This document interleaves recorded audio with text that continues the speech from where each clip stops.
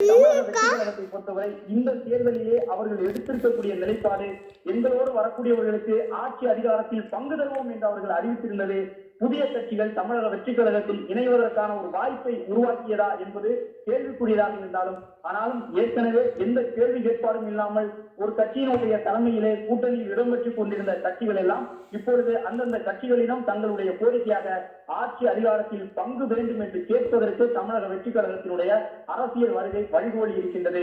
எனவே தமிழக வெற்றி கழகத்தினுடைய தலைவர் விஜய் எடுத்திருக்கக்கூடிய அந்த அரசியல் நிலைப்பாடுகள் சாதுரியமாக அவரால் செய்யப்படக்கூடிய ஒரு நகர்வுகளாக பார்க்கப்படுகின்றது. ஏற்கனவே விஜய் பக்கம் நிறைய தேர்தல் வியூக வகுப்பாளர்கள் இருக்கின்றார்கள். அவர்கள் தரக்கூடிய தரவுகள் அடிப்படையில் தான் தமிழக வெற்றி கழக தலைவர் விஜயனுடைய அறிக்கைகள் சுற்றுப்பயணங்கள் எல்லாம் நடைபெற்றுக் கொண்டிருக்கின்றன.